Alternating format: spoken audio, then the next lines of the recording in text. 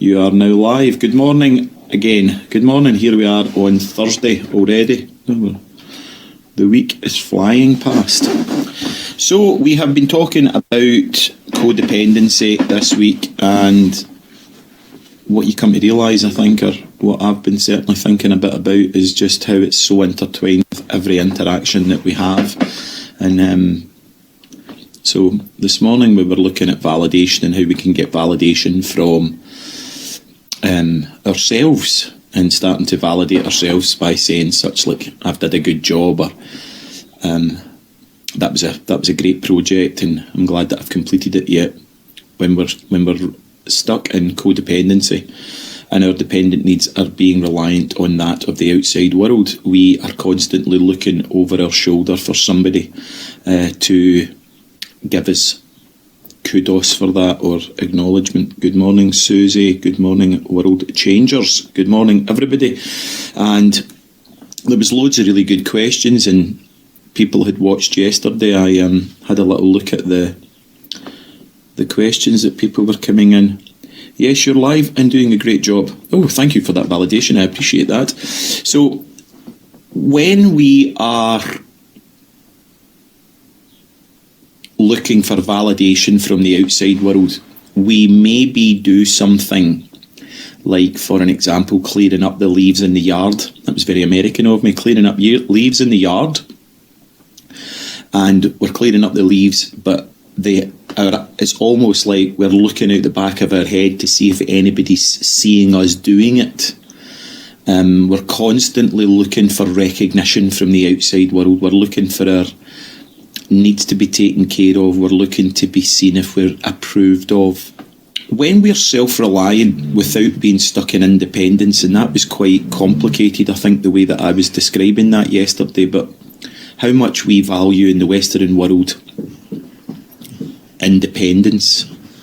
We value that's a really strong way to be. But if we're independent to fiercely independent in such a way that we are not experiencing our inner world, our emotional world, and we're using our independence as an avoidance to feel any feelings, and we just keep pushing, we just keep repressing those feelings down, we just continually keep repressing and projecting our inner feelings onto the outside world, and being able to balance being independent to an extent, or looking towards more interdependency, we can start to validate our own needs. We start to take care of our own inner world. And a lot of what we see in codependent relationships, and this is a couple of examples that I work with myself. So what a lot of people do, I'm not saying everybody, but what a lot of people do is they get into relationships, and because they don't have a sense of self, they lose their self in the relationship. And it's almost like you get into a relationship with a partner and you give them the keys to your inner world, to look after the landscape of your inner world and tend to your garden. And vice versa, the other person may hand over the keys to their inner world to take care of their inner landscape and tend to their inner garden. And some months or years can go past, and then eventually we start to look at our own inner world and that landscape and what that garden looks like, and we realise that other person has actually mowed our inner world's lawn in a tartan print and cut all our hedge bushes into giraffes and elephants. And we go, that's not what I want my inner world to look like. That's not what I want my inner garden to look like. And then what can happen, not always, but we blame the other person for the mess that they've made of our inner garden, when in actual fact it was us that gave them the keys to it. Now, I'm going to share an example that I use all the time around about how we start to take care of our own needs. And it's like this, I've said this all week. So part of my spiritual practice, if you like, or taking care of myself, is I'm out every morning at 6 o'clock on the dot. I'm on the trails for 6 o'clock, and I walk 6 miles, 6.5 miles. It takes me an hour and 34 minutes. I get to the river for 7:45, and I meet the guys, and girls as well. I meet a team of people and we go for a swim in the river. That's what I do every day to keep me safe. That's part of my patterns that I enjoy doing. Now, this is completely hypothetical. This is 10 to 6 in the morning. I get a metaphorical chap at the door. I think, goodness, who's that? And I open the door, and then there's this female, and she stood, and she gives me a wink and says, "Hello, are you Ross? Are you single?" And I say, "Yes." And she says, and with a wink and a smile on her face, "Would you like breakfast?" And I would say, "Yes, absolutely, I'd love breakfast. Come on in." And what I would do now, compared to what I would have done in the past, is I would say, there is all things for breakfast. There's tea, coffee, there's milk, there's bread, there's butter. Take care of yourself, and I'll be back at 8 o'clock. Now, what in the past I would have done when I was given an opportunity like that is something that I would like to have happen in my life, I would have neglected my patterns of behaviour that I know that keeps me safe, and I would have took them up on that offer. And what I would have been doing was I would have been neglecting my own needs, the things that I need to do in order to keep me safe and keep me sane. And I give myself away, or would have given myself away. And now I know what I need to do in order for me to function, to be the best that I can be, to be the most productive that I can be, to give the most of myself that I can. If I do not do those things, I'm a train wreck, right? I'm exhausted, I'm in burnout. I then start taking from my environment as opposed to giving from my environment. So what does that look like? Because we're talking about validation. So if we go back to yesterday, excuse me a second, quite an imagination there, Ross. Indeed, imagination is good. Starts with vision. So, validation and knowing what we need. So there's a very finite difference between giving to your environment and giving to get, which is actually taking from your environment. You're looking for the outside world to take care of you in some way. Now, as I said at the beginning, the 12 steps are very, very important to me, right? They're a really important thing. So step 1 is acceptance, and step 12 is giving, right? So without going into it massively, but acceptance that you're powerless. So in step 12 is once you've had a spiritual awakening through working the 12 steps of recovery, you spread a message of hope to other people that are suffering, right? Now, I absolutely value the 12 steps. I've worked the 12 steps of recovery for 28 years, and I've been working the steps of recovery for 8 years consistently. For the last 8 years, on a monthly basis, I do a step a month. So I'm on step 6 now, as we've moved into June. And for me, the most important steps in the 12-step process, although they're all very important, is step 1 and step 12. So step 12 is a giving step. And when we're giving from an effective place, and we're giving from a place of integrity, when we're giving from the most effective place that we possibly can, we are creating a hormone, if you like, a chemical inside ourselves called oxytocin. And scientifically, what's been proven is that when we are higher in oxytocin, we are much, much less likely to relapse. Now, although the 12-step process has been around about recovery from drugs and alcohol, I think the 12-step method is an absolutely fantastic process and could be developed into absolutely anything that we choose to do.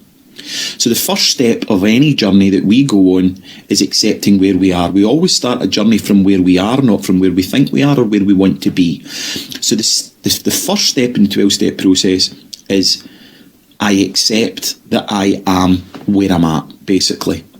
And a lot of people think the first step is an acceptance step, but it's not a step of acceptance, it's a step of honesty. And we start with being really honest with ourselves about where we currently are. What is our current position on the chessboard? What has this got to do with validation? Well, we'll come to that, just bear with me. So, when we know where we're currently at, we can do something about it. It's very, very difficult to get our bearings on a compass if we don't know where we're at and we can't see what's around us. So in order for us to find our magnetic north, in order for us to gravitate to where it is that we want to be, we need to get a clear sense of where we currently are and work with the skills and the resources that we have available to us, not where we would like to be. You know, I couldn't go and run a marathon today, but I know that I could probably run 5k quite effectively, right? Although there's a part of me wants to run a marathon today, but that's not going to happen. So if I can keep giving myself a 5k, it'll become a 10k, and I'll do a 10k for a while, and then that will move up and move on and move forward. So when we start to look at how we validate ourselves rather than looking to validate from the outside world, and where we're going with that is that when we're giving to our environment versus giving to get, which means we're taking from our environment, it's a very different paradigm that we're moving into. Now, if we look at the basis, and this is quite complicated, but what the human organism is we are an electrochemical organism. And we live in a biochemical bodysuit, and we inhabit an electromagnetic field. So let's just call that electromagnetic field consciousness. That's what we live within. Now, that field of consciousness, if you like, the electromagnetic field, is responding to us all the time. It's almost like it's a biofeedback mechanism. So what is biofeedback? So biofeedback could be, in the simplest form, a set of scales. You stand on a set of scales, and those scales give you feedback to what your current weight is. Now, if you stand on the scales and you want to be 100 kilos and you're 103 kilos, the scales are giving you feedback to what weight you are, and you then know that you need to be 3 kilos less if that's where your goal is to be. Or, I know a giver that doesn't like to receive. I not like to receive when I cannot give back makes me feel like I am in perpetual debt to this person, right? Okay, that's an interesting concept, that we feel as if we're indebted to that person. And that's very true, I think, for a lot of us, that we can feel indebted. So, sticking with this, the human organism is an electrochemical organism that lives in a biochemical bodysuit that inhabits an electromagnetic field. Now, imagine imagine this is you, the organism, and this is the electromagnetic field, and that is the electromagnetic field is the environment. Now, we are, yes, responding to the environment, but also the environment is responding to us. So, when we are giving into that environment opens up and starts to respond to us, and it's almost like the more we give, it's commitment. The more that we can commit to ourselves effectively and commit to how we give into that field of consciousness, if you like, the more it will open up and expand, and we would be in a state of expansion as opposed to a state of contraction. So when we are looking for the outside world to meet our needs, we are coming at it from a place of lack or a place of exhaustion, and we're trying to take from our environment to give us the illusion that we are in balance. First year biology, when you were 12 or 13, take you back to first year biology, okay? Homeostasis. The human organism is constantly trying to find homeostasis. It's constantly trying to find balance, and our innate ability to go and reach out for anything in its environment that will give us a sense of balance. So for an example, if the organism is tired and depleted and feeling shattered, it may reach out into its environment in order for caffeine or something sugar or something to give it an illusion of energy, which makes the organism feel as if it's in balance. Now, if the organism is stressed and highly stressed and in its sympathetic nervous system, it may seek out carbohydrates or ice cream or feelings, things that's going to give it a sense of that the system is calming. but that's illusionary. That's not actually effective, because those behaviours are detrimental to us. So the 12th step of the 12-step process is, once we've had a spiritual awakening through working the 12 steps of recovery, we spread a message of hope to other people that are suffering. We move into a paradigm of just giving unconditionally, and giving from the most effective place that we possibly can. Now, when we're giving into our environment then starts to respond to us and starts to give us exactly what we need. We are constantly only ever seeing reflections of ourselves reflected back to ourselves as a feedback mechanism.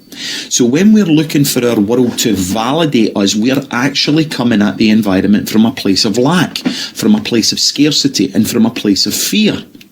So the sympathetic and parasympathetic limbic system within our bodies, right, is looking to be satiated and feel as if it's seen, validated, heard, and met.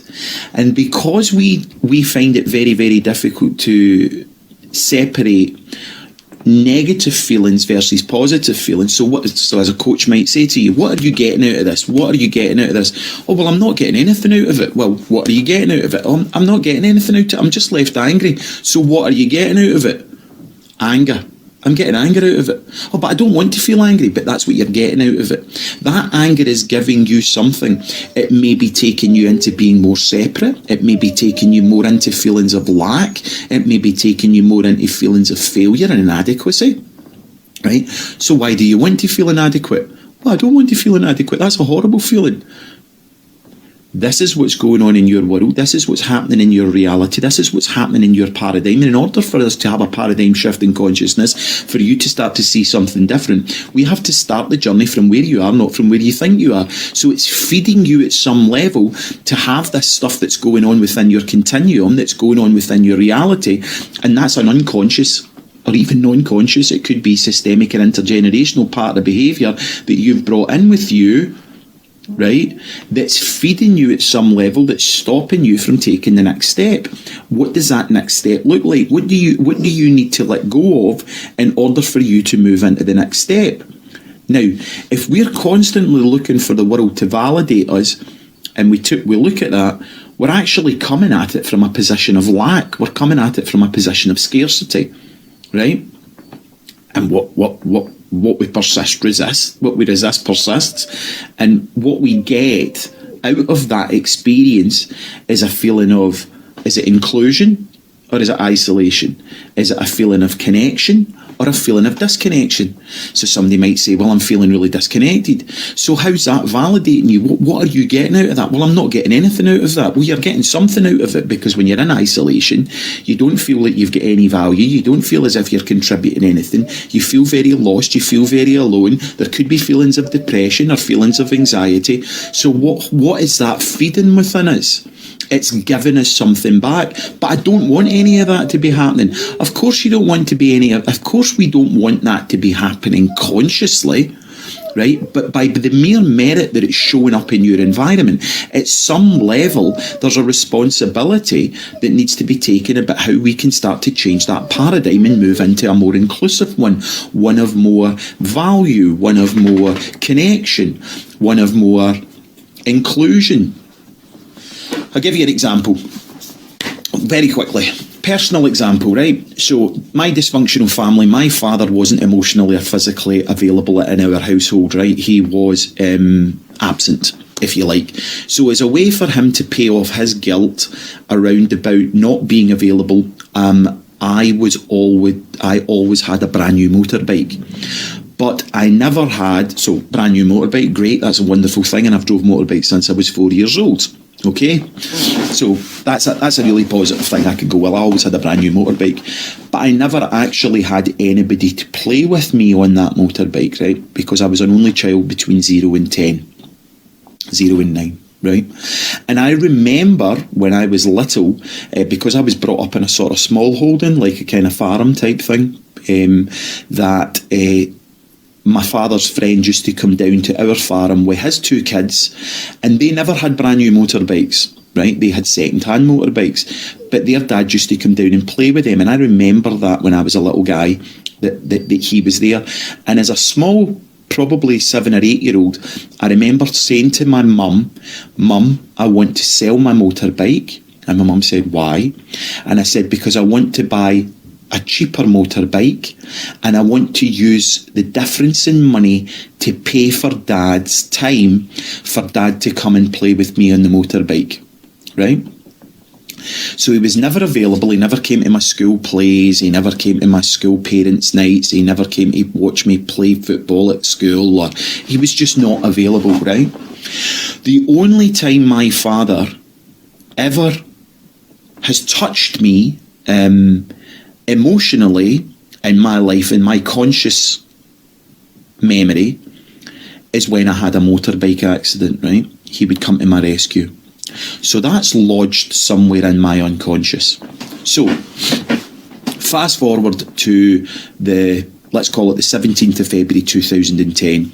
And on the 17th of February 2010, I jumped on a 550cc racing quad with jeans and a t-shirt on, and scalped it up the park. The engine seized and spat me off, and I hit a tree and had a bisymmetrical brain injury, and my speech was damaged, and I was in intensive care for 2 or 3 days, right? So that's what happened. That's a reality, right?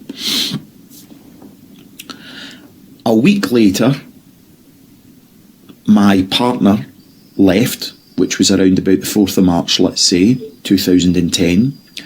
In October 2010, I went bankrupt. Okay, so I had a property company, and in 2008, we all know what happened in 2008, and I was trying to keep everything going until a point where I couldn't keep it going any longer. Okay, so that's a reality. That's what happened to me.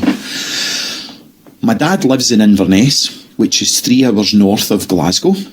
And as soon as I had the motorbike accident, I remember being in intensive care and in a kind of non-conscious state, and it was I didn't really have much of a clue where I was. And I remembered this figure coming towards me, and the figure that was coming towards me was my dad.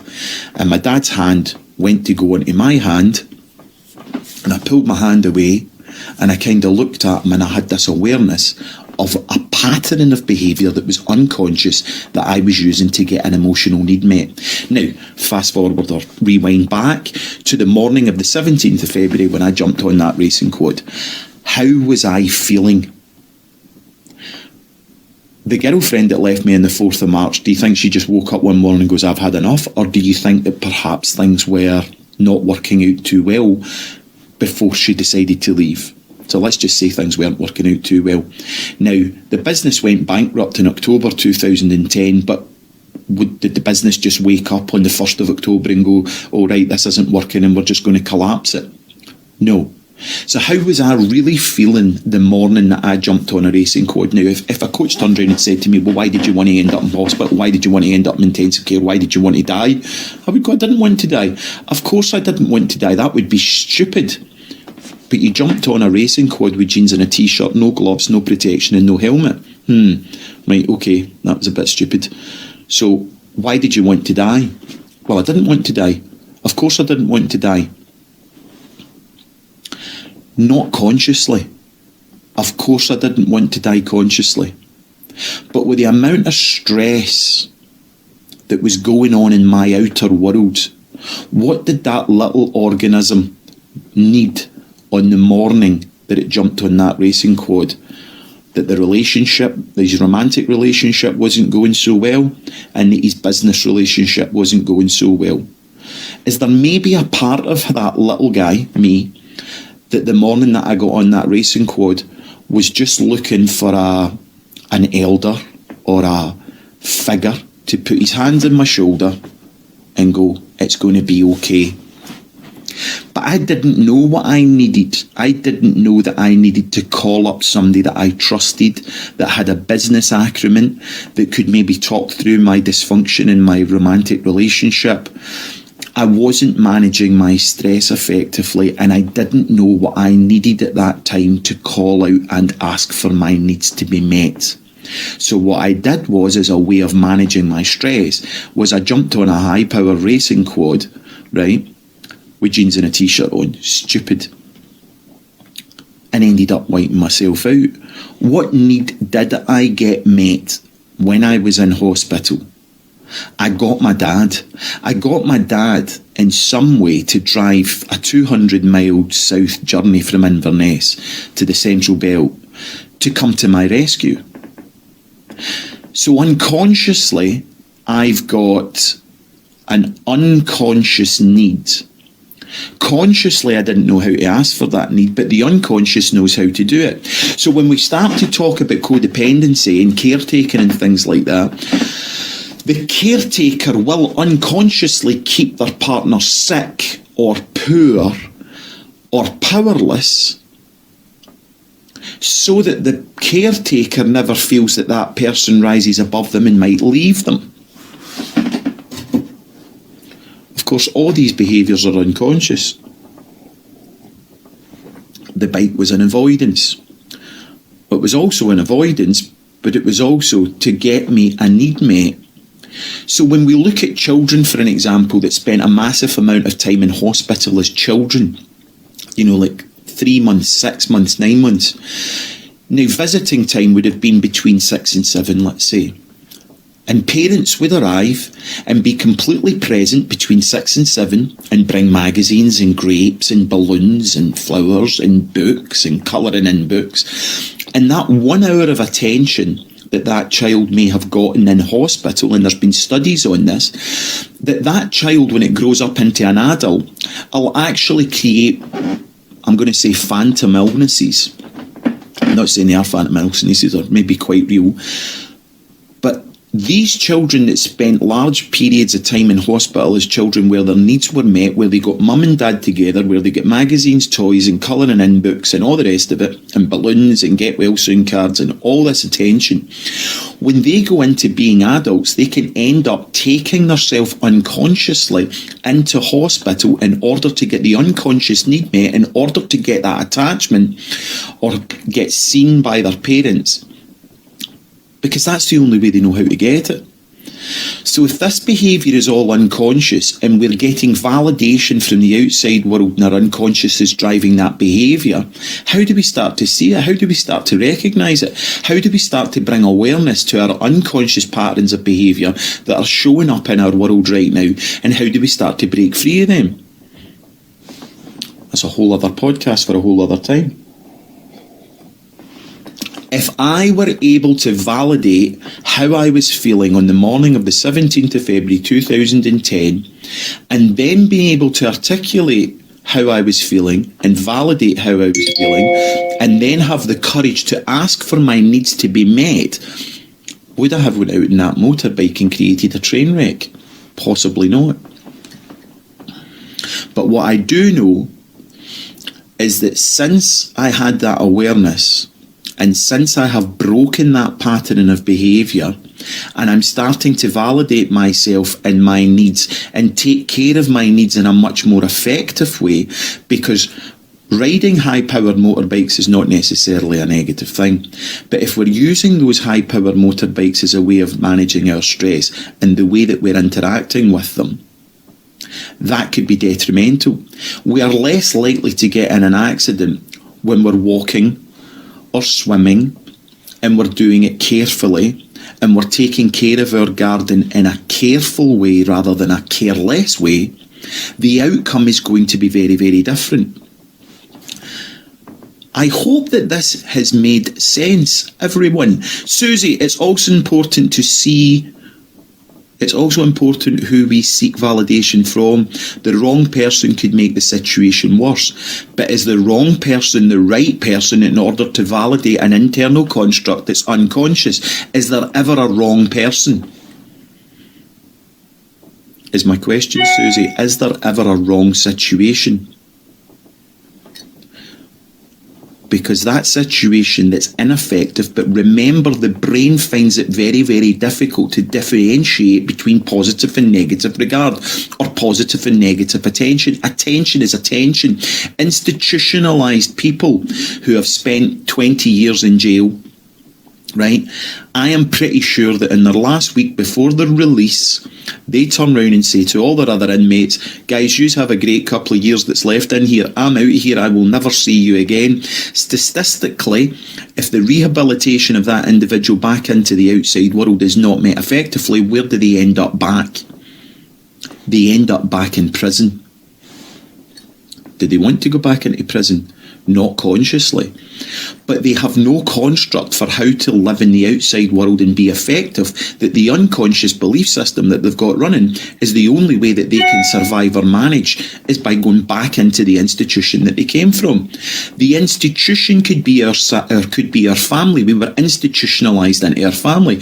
And if the dynamics within our early development between the ages 0 and 10, or at least 0 and 7, right, that institution, if that was dysfunctional, it seems to be that we start to create the same patterns of behaviour in our adult life, and we start to mirror, if you like, the outside world starts to mirror those early constructs, and then we turn round and blame the outside world, and we would say things like, I've just attracted the wrong person into my life. It's never the wrong person, it's the right person to show us where we're not validating ourselves and how we're construing our environment from an unconscious perspective.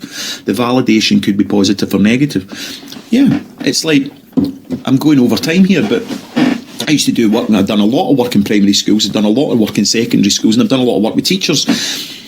You've got teacher, comes in, everybody, where's your homework?